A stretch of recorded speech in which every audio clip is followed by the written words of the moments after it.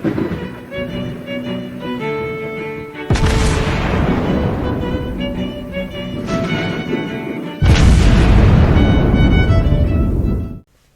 everyone, and welcome back to World of Warships Blitz with Terry. These are slightly older recordings. This was done during the time when the German battlecruisers were in preview. And I will neither confirm nor deny that a certain bottle of very nice red wine that was left over from me cooking a chili con carne had anything to do with this. But I was playing on my personal account and I had been testing the German battlecruisers on press pretty much for quite a bit of time. And I had one of these German camos from the Blitz pass, which I think improved your secondaries. And I didn't have a German battlecruiser from the new line on my personal account, but I did have the Andrea Doria, which I just unlocked, the Tier 6 Italian battleship. So, let me just put it this way. I wasn't completely changed in my mental state yet, that I'm no longer actually playing a German battlecruiser. Well, and like I said, that wine might have something to do with it as well. But as you can see, I am up in the first battle against Double Mackensen, Pensacola, Graf Spee, Nürnberg, Omaha, and a T-22. So let's go. Sorry for the birds outside, they are rather noisy today. That's better than the construction noise, I guess. Anyway, we're playing Domination on straight. Nice map. Let's see who takes the middle cup. And obviously, yeah, everybody was trying out the new German battlecruisers to see what they can do. And the Mackensen is a great ship. I mean, it's basically a free Prinz Eitel Friedrich, and Prinz Eitel Friedrich is an excellent ship as well.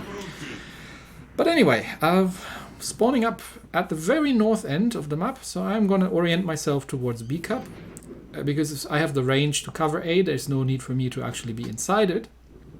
And this being an Italian battleship, and there being, well, a fair amount of cruisers and destroyers out there, especially light cruisers can actually be a little tricky around here. If you face the ultralight cruisers, like things like the Omahas or the Phoenixes, they can actually be relatively difficult to take out with armor piercing because you tend to just over-penetrate the things if you're not hitting them dead on center.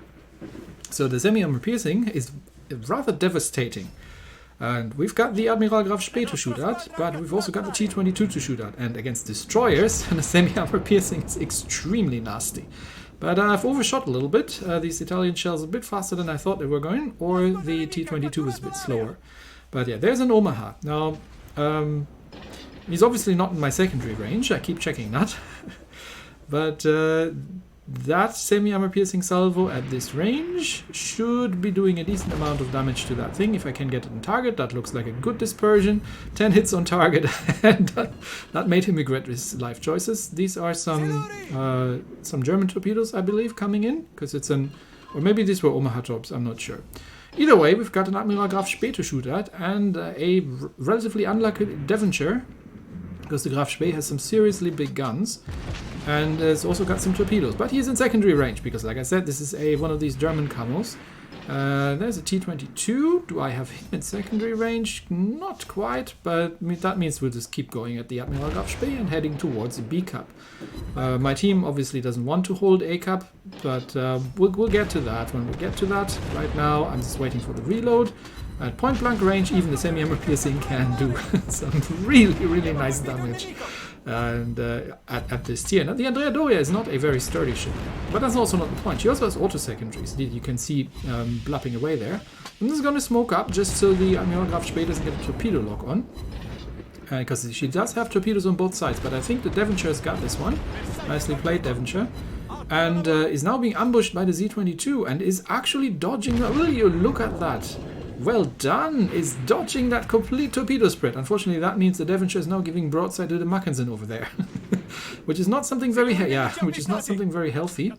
But I'm helping with the T-22, and the rest of my team, all the way up north in the map, has realized that there's nobody left alive.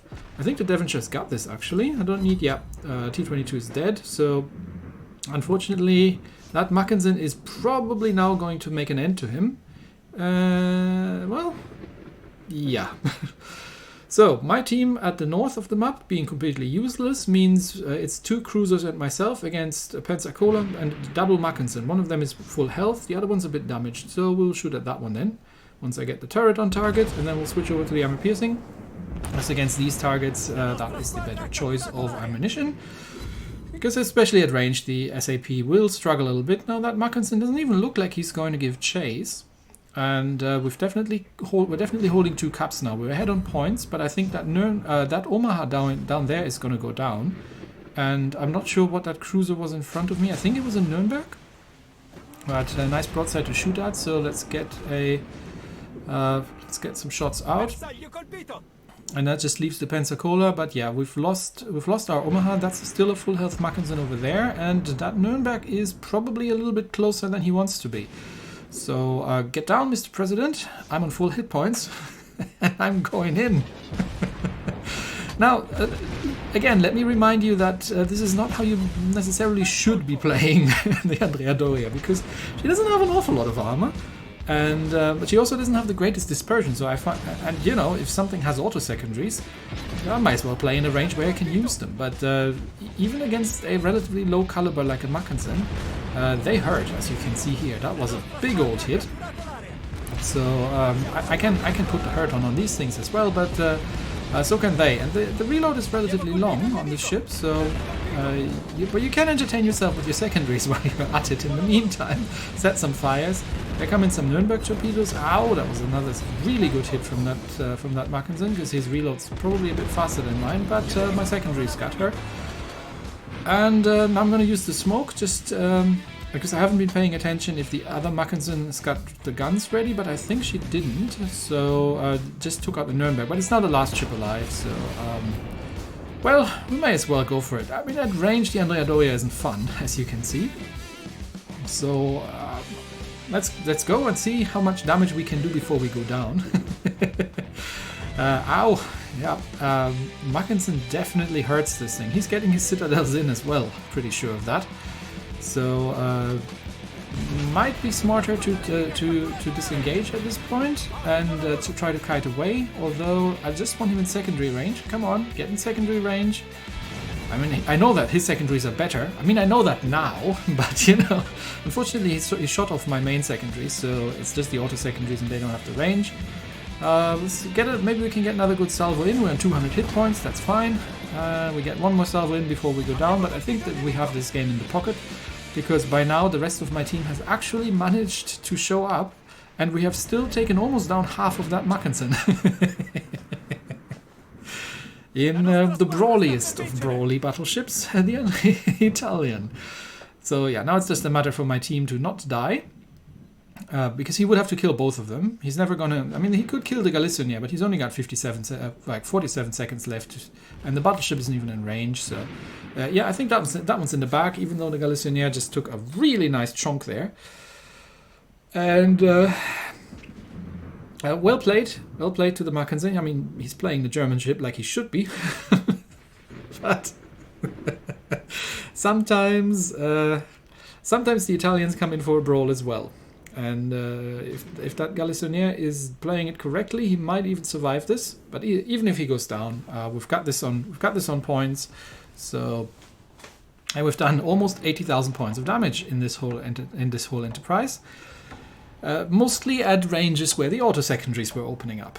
So it's 2 more seconds, and that, I think, yep, Galicionier survives, and that is the end of the game. So, of course, I hadn't learned my lesson, and I was going out for more. Because if I have a camo that that buffs my secondaries, then I'm bloody well going to use it. And I wasn't going to use it on a German battleship because all my premium Germans have their historical camos, so why would you do it? Anyway, let's go again. In the second battle, we're playing Epicenter, Frozen Shelter, against triple Mackensen, a Graf Spee, and a de Grasse. And they're all full on, I think, with historical camos even. Yeah, I think they are. I'm not sure if they gave them away for free, but this is not the But everyone is looking distinctly German here in this whole thing. So yeah, we're actually bottom tier, but I think the only tiers. Oh no, we actually have 2 tier 7s. We've got a New Orleans and no 3. We've got a Gneisenau, a New Orleans, and a Katsuki. Matchmaking. Go home, matchmaking. You're more drunk than I am. So off we go, and we'll cover the flank since that's where we're spawning. I am switching to the armor piercing because there's a fair amount of Mackensen out there, and at long range the semi-armor piercing doesn't quite cut it.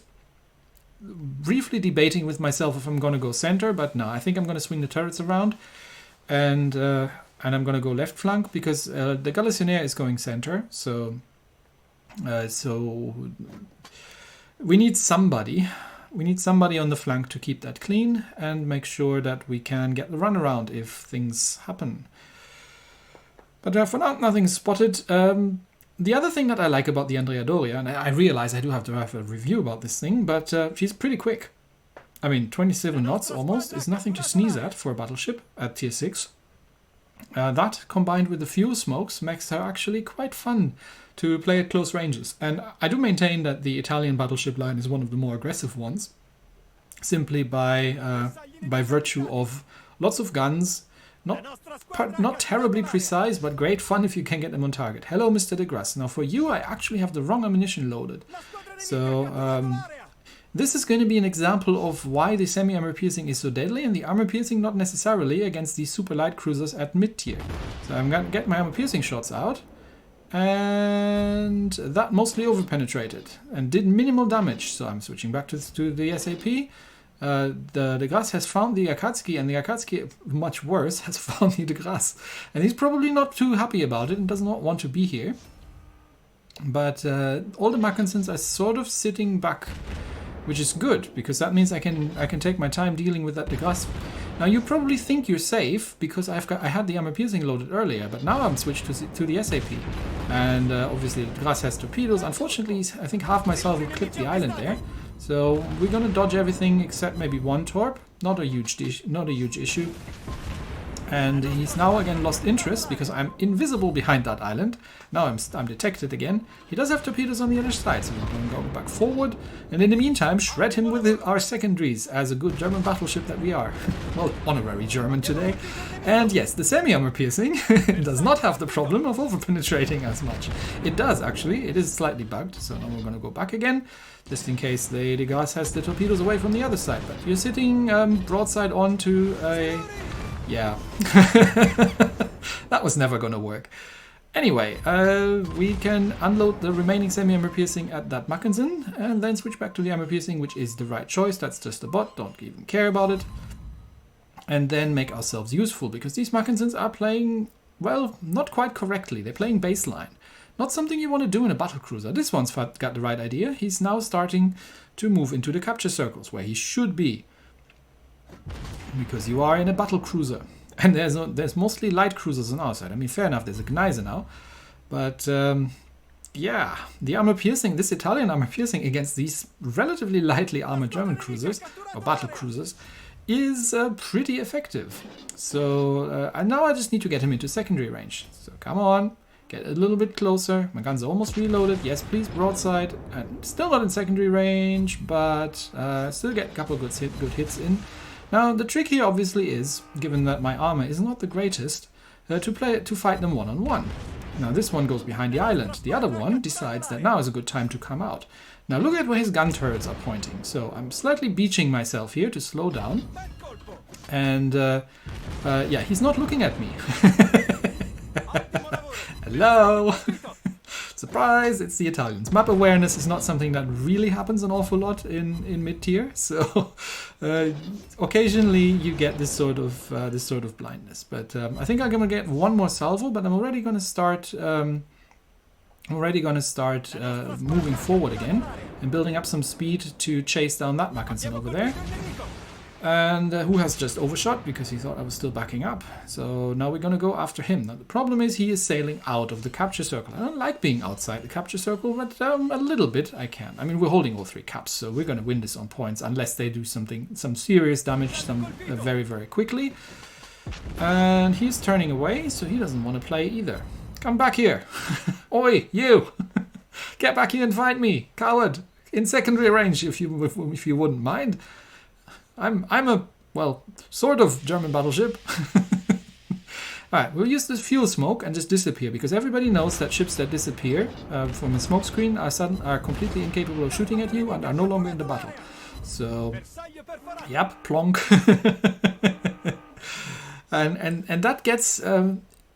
It's not that the fuel smoke is lasting for a very long time. It's just that it gives the player... Well, he's not going to wait it out, right? He's going to start shooting at someone else. And generally with mid-tier players have the attention span of a kitten. So if you can get them to shoot at something else, there's a good chance that they stick with it afterwards. Anyway, he's running too far away from my taste, so I'm going to help out with the center cup over there. Because while we have a comfortable points lead, I'm reasonably certain that we're going to get this on points. But yeah, I'll be right back with you. I'm just going to try to kill the guy in the center cup, alright? It's a matter of principle. You have to defend your cups. That's what cups are for. So, one more shot. That was one hit. I think he was healing. Yeah, he's healing. So let's see if we can get one more salvo off. Come on, gun turrets on target. Do you mind? I have the other Mackinson to shoot over. You know what? Alright, come on here. You want to do this? Let's do this. Let's do this mano a mano. Once I'm out of my fuel smoke and you can actually see me. Yep. Regretting your life choices yet? You see what I mean? It's like, oh, there's a smoke screen next to me. Okay, I'm just gonna shoot at something else. I can't be bothered anymore. So there's still a third Mackinson that I could do things to, but unfortunately, I think the enemy team's running out of points before I get a chance to do that. So once I kill this guy, that's gonna be over. There he goes. So unfortunately that's game, otherwise I could have maybe still reached 100,000 points by just Mackinsoning that Mackinson over there in a very Italian fashion. But yeah, those were my slightly tipsy adventures when I couldn't quite forget, or couldn't quite wrap my head around the concept that the Italians are maybe not close-range brawlers. But honestly, looking back at this on the recording now, I guess I'll just keep playing them like this, because this is just way more fun. Anyway, that's it for me today. Thanks, everybody, and I'll see you next time. Bye-bye.